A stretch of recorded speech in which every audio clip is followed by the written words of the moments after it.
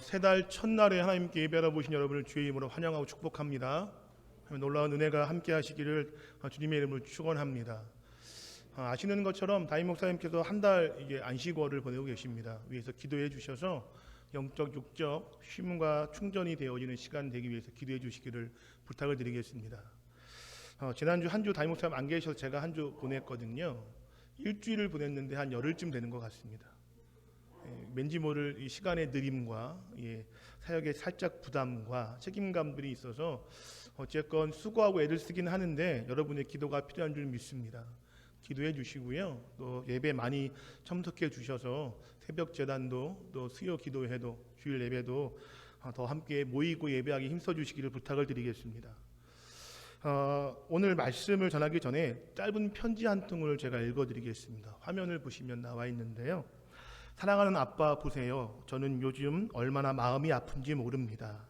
아빠가 저를 때리셨을 때 제 마음보다 10배, 100배 더 마음이 아프셨을 아빠를 생각하면 눈물을 감출 수가 없습니다. 하지만 아빠, 저를 때리신 것이라 생각하지 마세요. 제 속에 있던 나쁜 것을 때려서 물리치신 것이라 생각하세요. 아빠, 저를 위해 한 번 더 마음을 풀어주지 않으시겠어요? 아빠, 화이팅! 아빠를 사랑하는 딸 연수가.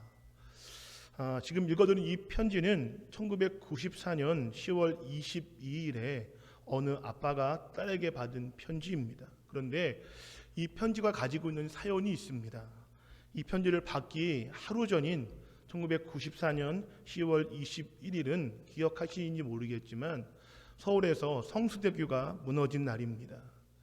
그날에 성수대교가 무너지면서 32명의 희생자가 발생했는데 사진을 보시면 그때의 상황을 알 수가 있습니다.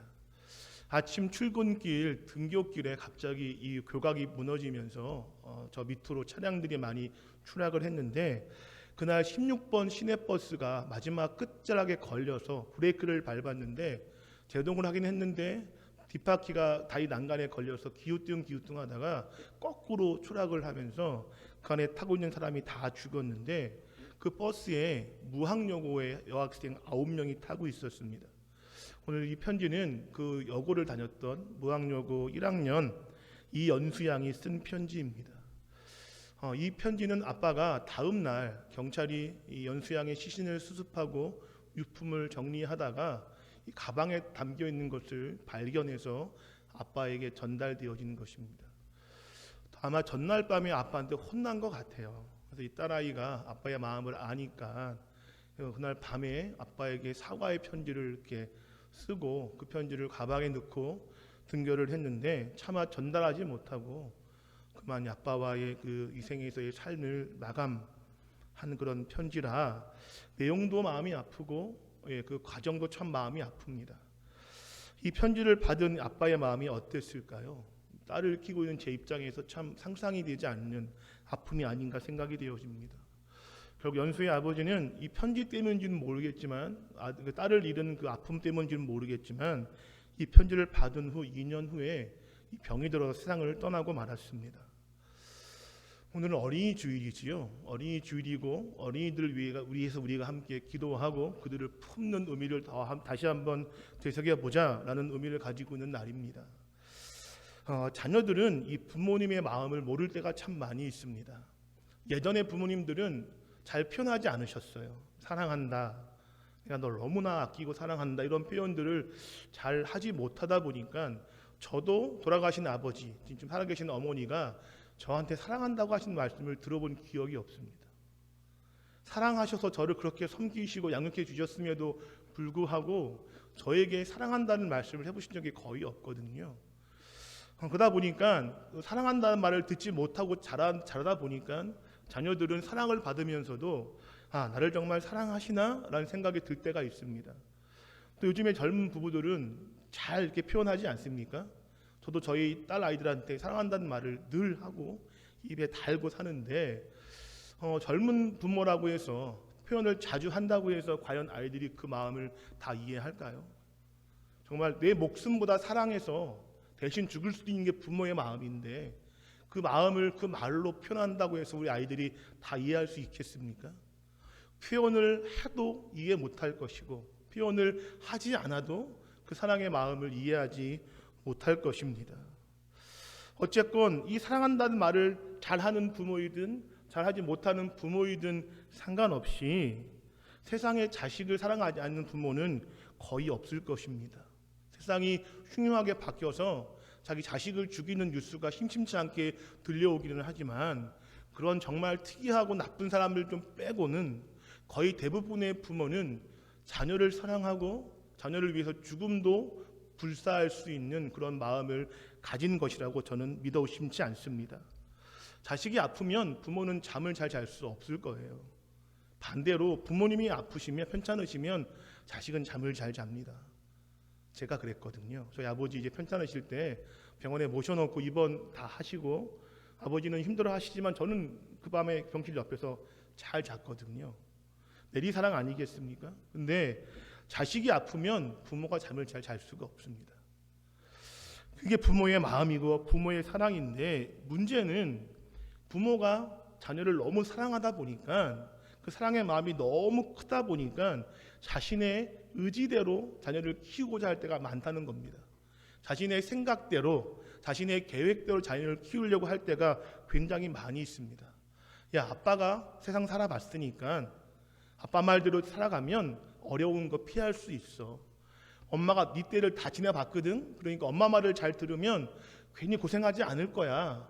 이러한 마음으로 자녀들을 그렇게 키우고 양육하면서 자신의 방법과 생각을 강요할 때가 많이 있습니다.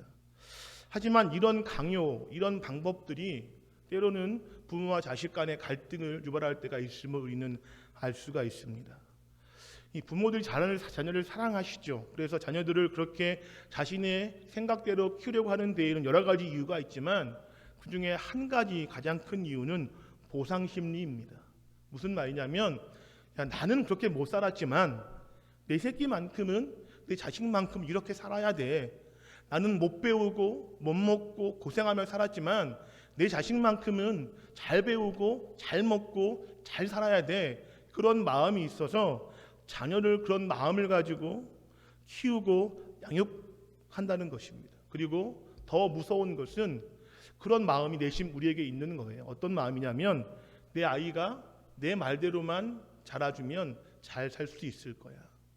아이가 내 뜻대로만 잘 따라와 준다면 행복하게 살 수 있을 거라는 그런 마음이 은연중에 부모에게 있다는 것입니다. 많은 부모가 생각하기를 내 계획대로만 우리 아이들이 잘 자라주면 좋은 대학에 갈 수 있고 좋은 직장에 취직할 수 있으며 좋은 배우자를 만나서 좋은 생활을 하면서 남들에게 대접받고 인정받는 삶을 살아갈 수 있다라고 그렇게 믿습니다. 그래서 그 잘못된 믿음 때문에 자신의 방법으로 아이들을 가르치고 양육하면서 자녀들의 뒷바라지를 위해서 온 힘을 다 쏟아붓는 것입니다. 사랑이 없는 것도 아니고 열심이 없는 것도 아닙니다. 하지만 잘못된 믿음과 생각에 다 자신의 인생을 걸어서 아이들을 뒷바라지하는데 그것은 정말 무섭고 안타까운 일입니다. 왜냐하면 여러분도 이미 나이를 좀 드신 분들은 아시겠지만 자녀가 부모의 뜻대로 커지던가요? 간혹 있습니다. 간혹 있지만 그런 몇 명의 좀 특출난 아이들 빼고 자녀가 부모의 계획대로 자라주던가요? 부모의 생각대로 그렇게 따라와 주던가요? 그 계획대로 그렇게 성장하던가요? 전혀 그렇지 않습니다. 저희 첫 큰애가 5살이거든요. 올해 유치원 들어갔는데 얘도 제 말을 듣지 않습니다. 제 바람대로 잘하지 않을 때가 굉장히 많이 있습니다. 그러니까 자녀들은 절대 부모의 마음대로 되지 않습니다. 여러 가지 이유가 있지만 그 중에 가장 큰 이유는 부모의 연약함과 한계 때문입니다. 무슨 말씀이냐면 부모님도 자신의 인생을 자기 마음대로 못 살았습니다. 그렇지 않습니까? 부모도 어릴 때 나는 과학자가 될 거야, 난 대통령이 될 거야 이런 계획이 다 있었지요. 꿈은 거창했습니다. 그런데 그 계획대로 살아간 부모가 과연 얼마나 되겠습니까? 내 인생도 내 마음대로 못한 주제에 자식의 인생을 남의 인생을 내 계획대로 할 수 있겠다는 이런 오만과 교만이 어디서 나올 수 있겠습니까? 그런데 이상하게도 부모는 그런 자신의 생각을 철석까지 믿고 있습니다. 내 말만 들으면 잘 살 수 있어. 아빠 엄마 말대로만 하면 너는 공부 잘하고 좋은 대학 가고 잘 살 수 있어 라는 그런 마음이 부모 마음에 있기 때문에 부모가 자신의 생각대로 아이들을 가르치고 양육하는 것입니다. 그런데 중요한 것은 하나님 믿는 우리는 그렇지 않음을 인정해야 합니다. 정말 중요한 것은 우리 자녀들의 인생은 내가 낳았지만 내 새끼지만 내가 정말 힘을 다해서 양육하고 가르치는 키우는 내 자식이지만 그 자식을 절대 내 마음대로 내 뜻대로 그 인생을 만들 수가 없다는 사실을 인정해야 합니다. 그리고 한 걸음 더 나아가셔서 오직 우리의 자녀들은 하나님께서만이 그 인생을 인도하시고 이끌어가시고 만드실 수 있음을 인정하셔야 합니다. 이것이 믿음인 줄 믿습니다. 부모가 자녀들을 부모의 계획대로 만들려고 하는 이유는 여러 가지가 있죠. 근데 그 가장 중요한 것은 믿음이 없기 때문에 또는 교만하기 때문에 그런 것임을 우리는 깨달아 주님 앞에 회개할 줄 믿습니다. 오늘 함께 읽은 이 본문의 잠언 16장 9절 말씀은 우리 모두가 잘 알고 있는 말씀입니다. 함께 읽어보겠습니다. 사람의 마음으로 자기의 길을 계획할지라도 그의 걸음을 인도하신 이는 여호와시니라. 아멘. 믿으십니까? 이것을 믿는다면 우리는 자녀의 교육에 대해서 조금 다른 태도를 가지고 살아가야 합니다.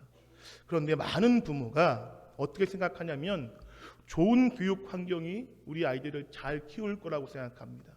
그래서 학군을 옮겨가죠. 서울은 학군이 있으니까 학군에 따라서 이사를 한다거나 위장 전입을 해서 우리 아이들을 좋은 환경으로 맹모 삼천지교 같은 마음을 가지고 위장 전입 또는 이사를 하지 않습니까? 또는 아이들을 혼자 저 먼 나라에 유학을 보냅니다. 거기 가서 배우면 잘 살 수 있을 거라 믿기 때문에 그렇습니다. 또 어떤 부모들은 이 돈을 많이 쓰면 지원을 많이 하면 우리 아이들이 잘 자랄 거야 라는 생각이 있어서 수입의 상당 부분을 교육비로 지출합니다. 부부가 맞벌이 하는데 한 부모 엄마든 아빠든 한쪽의 급여를 거의 다 자녀들에게 교육비로 투자하는 것이 한국의 현실 아니겠습니까? 요즘 과외학원 중고등학생 들어가면 한 과목에 50만 원이라고 합니다. 그것도 싼 거래요. 70만 원짜리도 있고 100만 원짜리도 있다고 합니다. 한 과목에요. 그러면 두 과목, 세 과목 아이가 2명, 3명이면 얼마를 벌어야 그 아이들을 잘 가르칠 수 있겠습니까? 그러다 보니 부모는 나가서 소위 속된 말로 뼈 빠지게 돈 벌어 와서 먹을 거 안 먹고 입을 거 안 입고 아이들 다 교육비에 다 쏟아붓지요.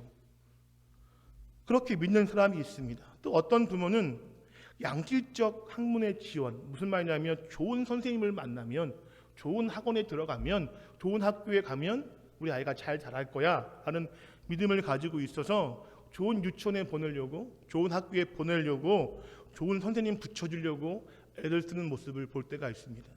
제가 몇 해 전 서울에서 사역할 때에 새벽기도 차량 운행을 하러 나갈 때였는데요. 한 새벽 4시쯤 됐습니다. 근데 2월 달이었거든요. 너무 추울 때였는데 그 2월에 그 추운 새벽, 깜깜한 새벽, 칼바람 부는 새벽에 어느 병설 유치원 앞에 엄마들이 줄을 서 있더라고요. 새벽 4시쯤이니까 얼마나 빨리 나왔겠습니까? 왜 줄 서 있었을까요? 그날 유치원 접수하는 날이었거든요. 5살 먹은 내 딸, 내 아들 이 유치원 보내면 성공할 수 있을 거라고 믿으니까 그 새벽에 그 추운 날, 그 겨울에 나와 줄을 서고 있는 겁니다. 여기 보내면, 여기 들어가면 잘 살 수 있다고 믿으니까요. 좋은 대학 가면 잘 살 수 있다고 믿으니까요. 그것은 잘못된 믿음이고 그것은 부모의 오만과 교만입니다.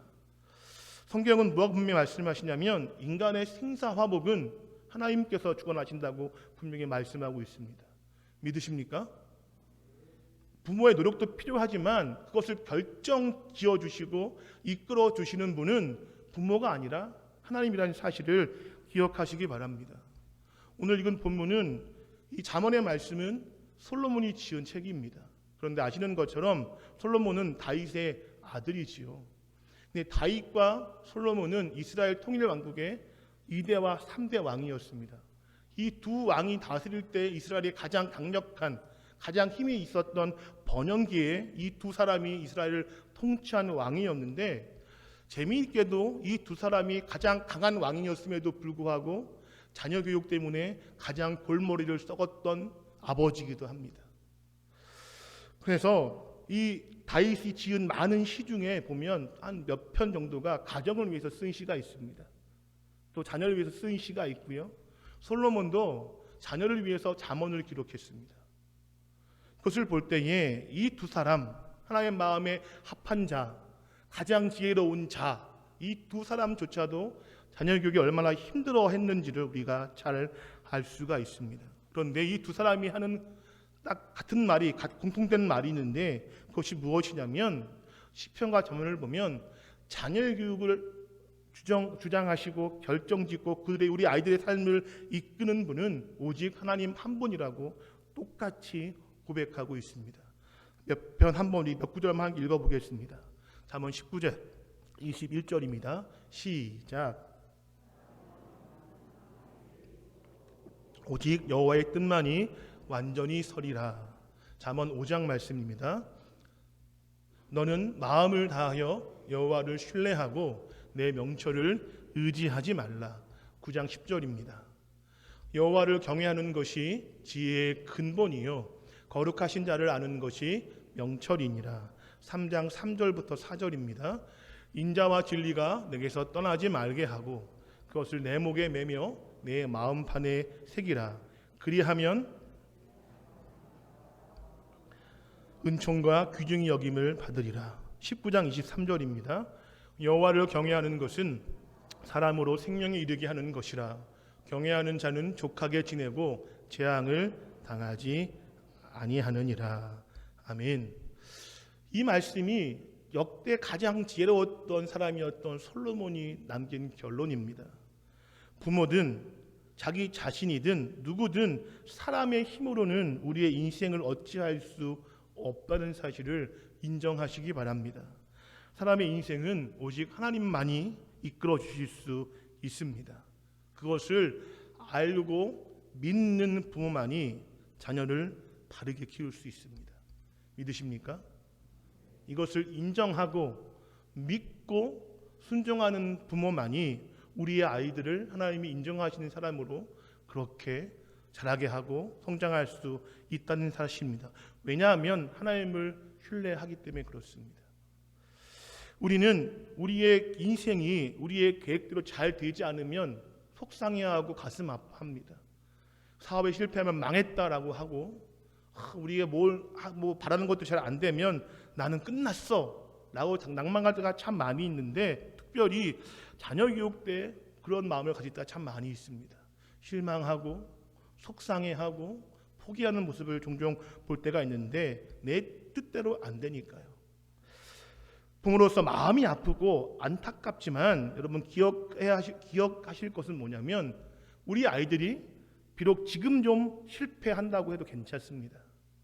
지금 좀 아파한다고 해도 괜찮습니다. 왜냐하면 그것이 우리 아이들의 끝이 아니기 때문입니다.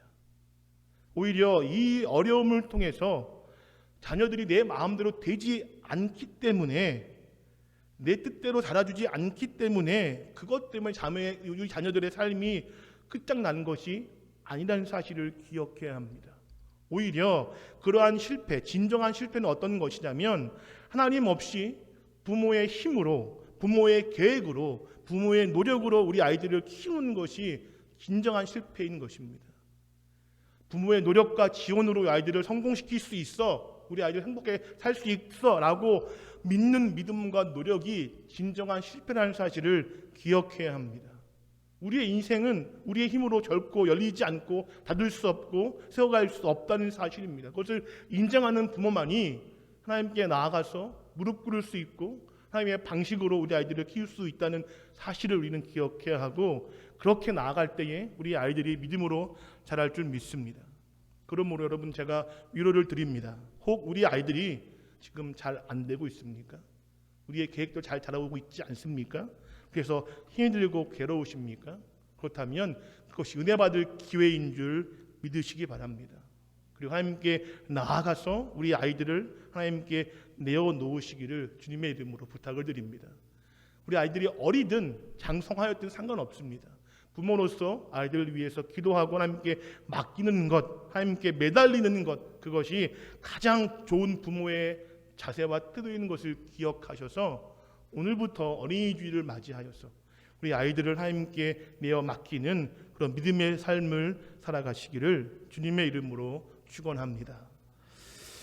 그러면 이제 우리는 어떻게 우리 아이들을 양육해야 할까요? 원리는 알고 있습니다. 하나님의 뜻대로 키우는 것이 원리죠. 부모의 계획이 아니라 하나님의 뜻대로, 이것이 원리이고 진리입니다. 그러면 어떻게 하는 방법이 남아 있겠지요? 그 방법을 한나를 통해서 알 수 있습니다. 함께 읽은 사무엘상 1장에는 한나가 등장하지요. 그 한나가 낳은 아들이 사무엘입니다. 근데 사무엘이 이 출생한 시기는 이스라엘이 사사 시대에서 왕조 시대로 전환되어졌던 그런 과도기였습니다. 그리고 이 시대는 역사상 가장 영적으로 어두웠던 때입니다. 하나님의 사람들이 말씀에 순종하지 않았던 때이고요. 성경에 보았더니 자기의 옳은 대로, 내 뜻대로 인생을 살아갔던 그런 시대였습니다. 그래서 영적으로 가장 어두웠던, 또한 육적으로도 가장 타락하고 더러웠던 시대가 바로 사무엘이 태어났던 사사 시대, 그 시대였었는데, 이처럼 어두운 시대에 사무엘이 탄생했습니다. 그런데 놀라운 것은 그런 시대적인 상황과 달리 사무엘은 하나님의 사람으로 바르게 양육되었습니다. 그리고 이스라엘의 가장 위대한 사사로 하나님께 쓰임받는 그런 사람이 되었습니다. 어두운 시대에, 소망이 없는 시대에 태어난 이 사무엘이 가장 훌륭한 사람이 됐다는 사실을 통해서 우리는 한나의 교육에 대해서 관심을 가져야 합니다. 왜냐하면 오늘 우리의 시대가 그 시대와 크게 다르지 않기 때문입니다. 우리가 살아가는 이 시대가 과연 그때보다 나은 게 있을까요? 영적으로 더 타락하고 도덕적으로 이 우리의 기준이 땅에 떨어졌으며 사람들이 각자 옳은 대로 살고 있지 않습니까? 이 어두운 시대를 살고 있는 우리가 우리 아이들을 키울 때 어떻게 키워야 할지를 한나를 통해서 우리가 배워야 할 줄 믿습니다. 많은 사람들이 은혜를 경험했음에도 불구하고 안타깝게도 이스라엘처럼 속히 하나님을 떠나서 살아가고 있는 모습을 볼 때가 있습니다. 또 많은 교회들의 교육부서가 그 수가 점점 줄고 있습니다. 그리고 심지어 10년 전쯤부터는 교회 작년부는 많이 모이는데 교육부서에 아이들이 없어서 교육부서 예배가 하나씩 두 개씩 없어지는 경우가 계속 발생하고 있습니다. 서울 어느 교회는 작년만 한 500명 모이는데 교육부서가 아예 없는 교회도 있습니다. 왜요? 아이들이 모이지 않으니까요. 그런데도 아이들은 신앙교육보다는 일반적인 세상의 공부에 떠밀려서 학원에, 보충 수업에, 과외에 정신없이 쫓겨다니는 삶을 살고 있습니다. 그렇게 부모가 올인해서 아이를 정부에 다 투자해서 시키는데 그렇게 바쁘게 모든 힘을 다해서 공부에 쏟아 부었다면 그나마 학업에서라도 성적이 좋다면 다행인데 현실은 그렇지 않습니다. 왜냐하면 모든 아이들이 미친 듯이 공부하거든요. 다 미친 듯이 공부하니까 어느 정도 공부한다고 해서 성적이 올라갈 리가 없는 것입니다. 마치 치킨 게임처럼 앞에 절벽과 벼랑인데 누가 이기나 보자라고 달려가는 것 같이 그렇게 앞만 보고 달려가는 것이 요즘 우리 아이들이고 요즘 우리의 교육이며 안타깝지만 교회의 교육인 것 같습니다. 이런 시대를 살고 있는 우리가 어떻게 아이들을 키워야 할까요? 그 대답을 한나를 통해서 함께 나눠보기를 원합니다. 첫째로 자녀를 말씀으로 양육해야 합니다. 유대인들은 자녀가 태어나면 하나님의 말씀을 가르치는 데에 그것이 가장 중요하다고 가르치는 데에 애를 썼습니다. 그래서 어릴 때부터 하나님의 말씀을 부지런히 가르쳤습니다. 그리고 그것을 마음에 새기고 몸에 익히도록 힘을 다했습니다. 요즘 우리 젊은 엄마 아빠들 아이들에게 말씀을 먼저 가르칩니까? 아니면 핑크퐁 노래를 먼저 들려줍니까? 아이들이 좋아하는 뽀로를 먼저 보여줍니까? 아니면 성경 이야기를 먼저 보여주고 있습니까? 밤에 잠자리에 들 때 아이들에게 동화책을 읽어줍니까? 성경책을 읽어줍니까? 부모의 우선순위가 잘못되어서 말씀이 들어갈 그 자리에 말씀이 아닌 다른 것들로 채우는 것이 있다면 그것은 부모의 잘못입니다. 모든 교육은 어릴 때 하는 것이 제일 좋습니다. 특별히 신앙교육은 더욱더 그렇습니다. 오늘 본문에 보았더니 24절에 한나는 사무엘이 어렸을 때에 성전에 보내서 하나님의 말씀을 배우게 했다고 기록하고 있습니다. 젖을 뗀 그 직후에 성전에 보내어서 다른 세상의 학문을 배우기 이전에 말씀을 배우게 했다는 사실입니다. 예수님도 어릴 때부터 그렇게 하나님의 말씀을 배우며 어린 나이에 성전에 들어가셔서 랍비들과 토론하실 정도로 그렇게 말씀을 배우며 살아가셨습니다. 부모는 자녀에게 가장 좋은 것만 주고 싶어 하지요. 제가 아이를 낳아보니까 그것이 이해가 됩니다. 생선 먹을 때 가운데 제일 살 많은 것 제가 먹지 않습니다.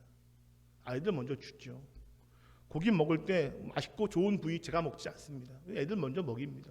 그게 부모 마음 아니겠습니까? 이왕이면 가장 좋은 거 주려고 하지요. 그런데 여러분 한번 생각해 보시기 바랍니다. 무엇이 가장 좋은 것일까요? 우리 아이들에게 어떤 것이 가장 좋은 것일까요? 돈입니까? 좋은 학벌입니까? 멋진 외모입니까? 그것이 정말 가장 좋은 것일까요? 그렇지 않습니다. 가장 좋은 것은 하나님의 말씀입니다. 이것을 인정하셔야 합니다. 그리고 우리 아이들에게 가장 좋은 것을 주는 부모가 되어야 할 줄 믿습니다.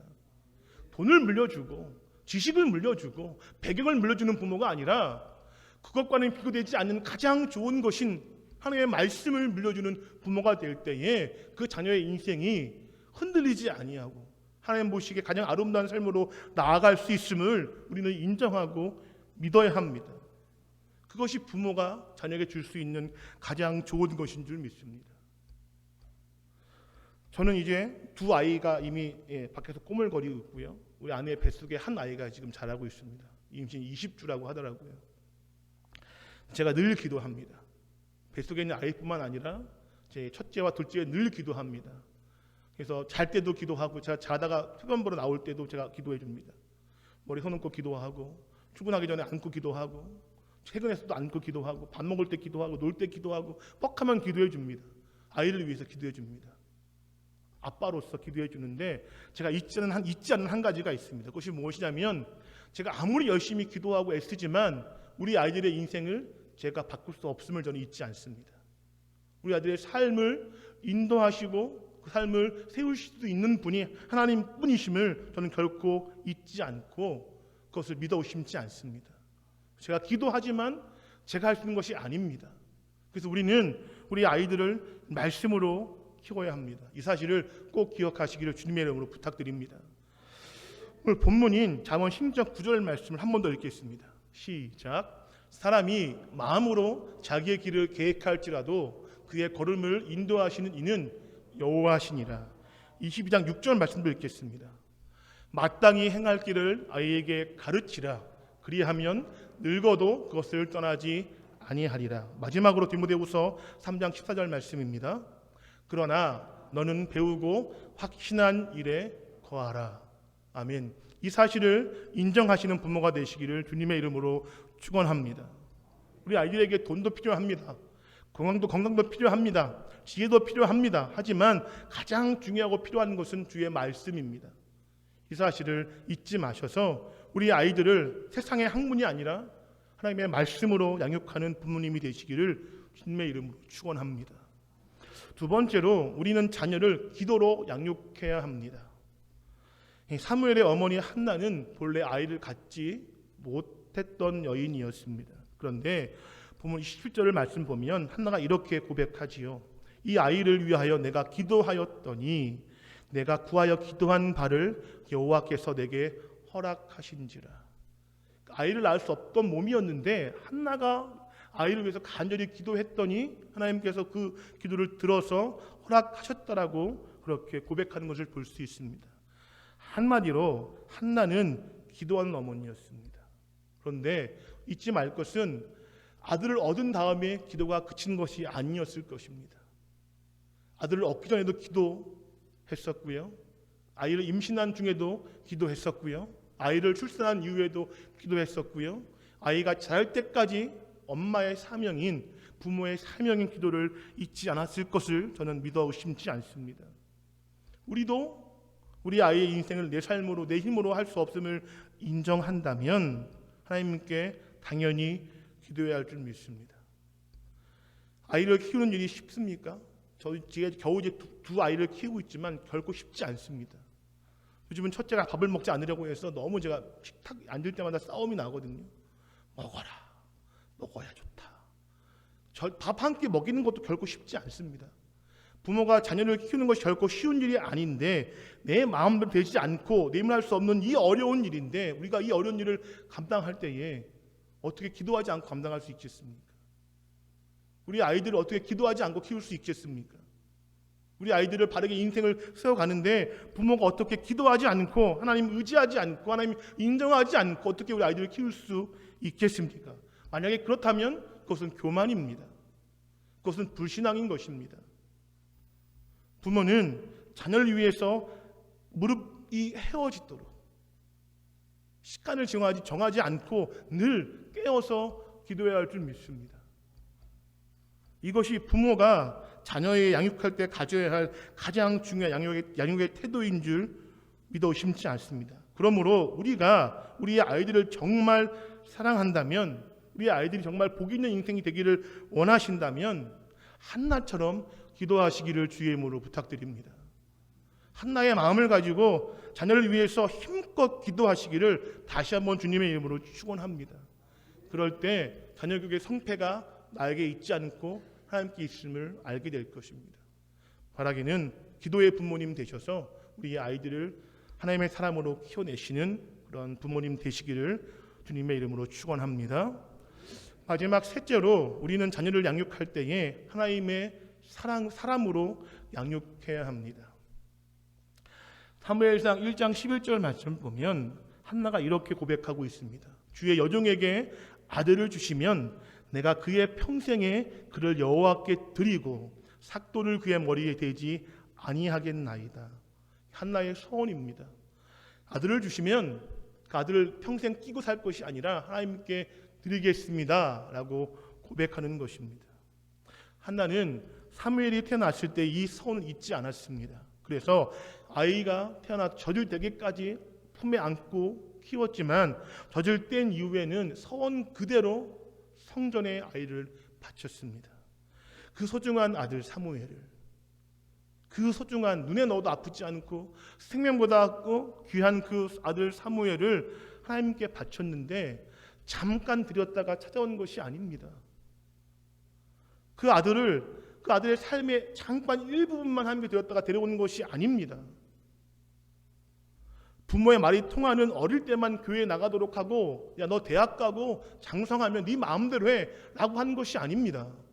한나는 사무엘의 평생을 하나님께 바치는 것입니다. 이것은 한나가 하나님을 얼마나 사랑하고 믿었는지를 잘 보여주는 것입니다. 또 반대로 한나가 사무엘을 정말 사랑했기 때문에 이것이 가능한 일이었습니다. 하나님이 내 아들을 가장 잘 키워주실 거야 라고 믿었고 내 아들을 정말 사랑하니까 내 연약한 계획과 힘이 아니라 하나님의 은혜와 능력으로 우리 아이들을 자라게 하겠어 라는 마음으로 아들을 하나님께 드리는 것입니다. 여러분 기억하시기 바랍니다. 이 일에 한나의 이 교육의 결과가 있습니다. 성경은 사무엘을 향해서 뭐라고 이야기하냐면 그의 별명이 있는데 이렇게 이야기합니다. 하나님의 사람 사무엘. 사무엘을 하나님의 사람이라고 표현하고 있습니다. 우리도 그것을 따라서 사무엘을 하나님의 사람으로 그렇게 부르지 않습니까?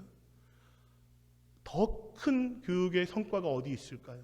이것보다 더 큰 교육의 인정이 어디 있겠습니까? 내 아들이, 내 딸이 하나님의 사람이라고 인정받는 것보다 더 큰 교육의 결과가 어디 있겠습니까? 돈이 많이 있는 것보다도, 젊고 건강한 것보다도, 학벌이 좋고 여러 가지 인맥이 많은 것보다도 하나님의 아들이야, 하나님의 딸이야 라고 인정받는 것보다 더 좋은 평가가 어디 있겠습니까? 그러므로 한나의 교육은 성공한 교육입니다.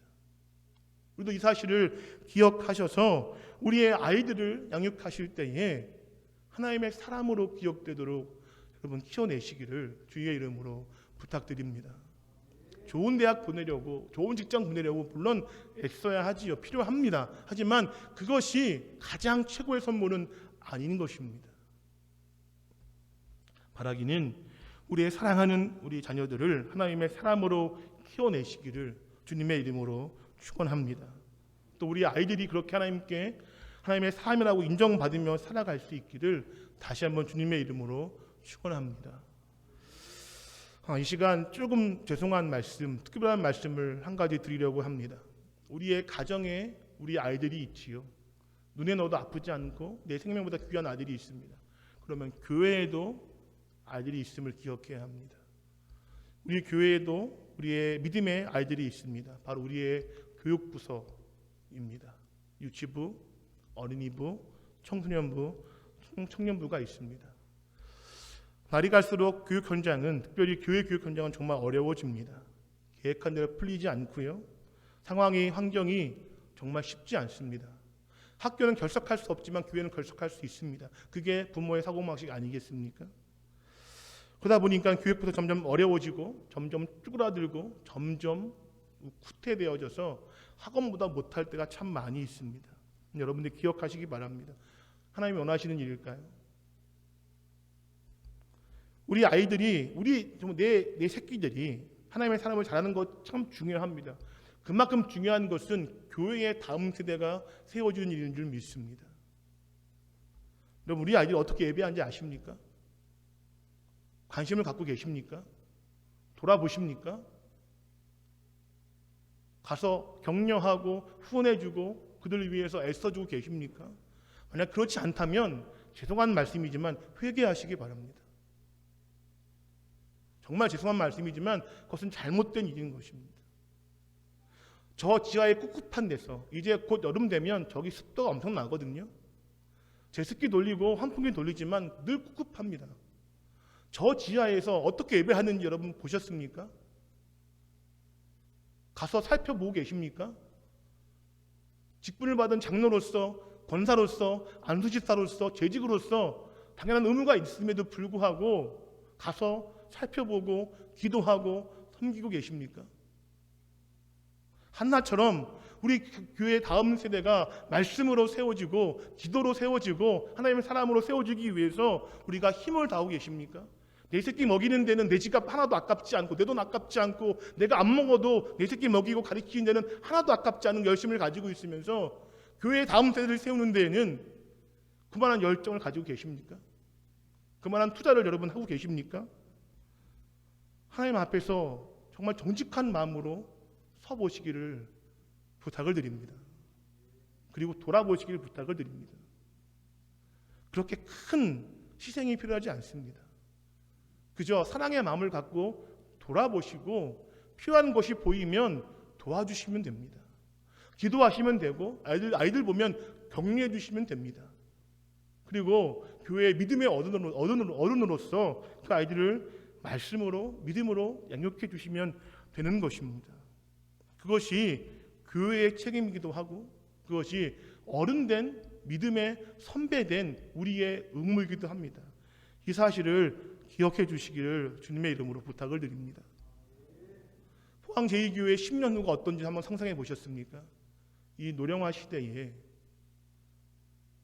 이 정말 점점 아이들이 보이지 않는 시대에 유치부 10명쯤 모이고 어린이부 10명쯤 모이고 청소년부 10명 채 못 모이고 청년부 10명 모이는 이 상황 속에서 10년이 지나면 어린이부가 어떨지 여러분 상상하셨습니까? 여러분 위에서 기도해야 할 줄 믿습니다. 그래서 포항 제2교회가 지금보다 10년 후가 더 좋은 교회가 되어야 할 줄 믿습니다. 10년보다 20년 후가 더 좋은 교회가 되어야 할 줄 믿습니다. 그것이 우리의 책임이고 교회의 책임인 줄 믿습니다. 그렇기 때문에 여러분 교육부서를 위해서 기도해 주시기 바랍니다. 찾아가 주시고 격려해 주시고 될 수 있으면 할 수 있으면 지갑을 열어서 내 시간을 바쳐서 내 열정을 들여서 우리 아이들을 위해서 애써 주시기를 다시 한번 주님의 이름으로 부탁을 드립니다. 어린이 주일 우리가 뭘 기념할 수 있겠습니까? 우리가 뭘 하나님께 영광 돌릴 수 있으며 어린이 주일의 의의를 어디에 둘 수 있겠습니까? 이 사실을 기억하셔서 죄송한 말씀이지만 온 성도가 한 마음이 되어서 우리의 아이들, 우리의 진짜 자녀의 가정의 자녀들을 섬기고 양육하며 동시에 교회의 아이들을 섬기고 양육해 주셔서 하나님의 감당할 수 없는 은혜가 우리의 가정에 또 우리의 교회에 가득 부어질 수 있기를 주님의 이름으로 축원합니다. 기도하시겠습니다.